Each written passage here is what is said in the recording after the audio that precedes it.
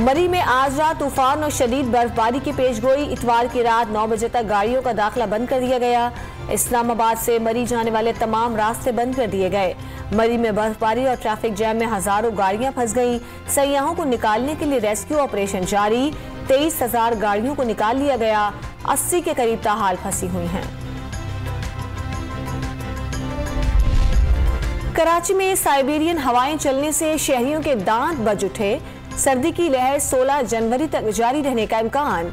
लाहौर में बारिश के बाद सर्दी में इजाफा हो गया। इस्लामाबाद में भी मौसम मजीद सर्द। पारा चनार में बर्फबारी का सिलसिला दोबारा शुरू।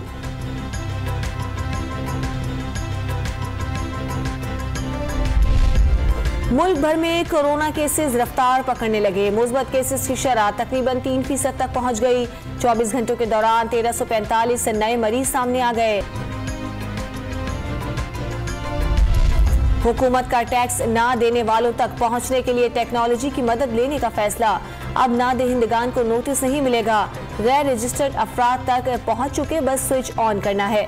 वजीर खजाना का इंतबाह वाज़ेह कर दिया, मनसब पर रहे तो सबको इनकम ही नहीं सेल्स टैक्स भी देना पड़ेगा। सिंध हुकूमत की कराची से ज्यादतियां जारी। विफाकी वजीर और MQM के रहनुमा अमीनुल हक की बल्दियाती कानून के खिलाफ लाखों शहरियों के साथ वजीर आला हाउस के घेराव की धमकी।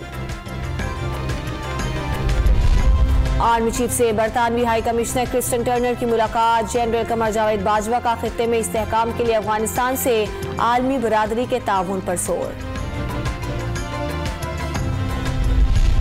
ईरान के शहर अस्फहान में तकनीकी खराबी के बायस मुसाफिर तैयारे की सड़क पर लैंडिंग।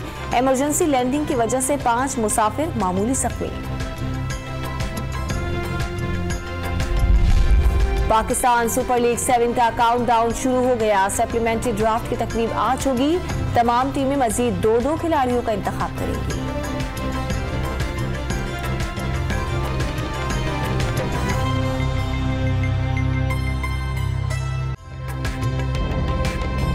ताज़ा तरीन वीडियोस के लिए हमारा YouTube चैनल सब्सक्राइब करके बेल आइकन प्रेस करिए ताकि आपको मिले हर अपडेट सबसे पहले।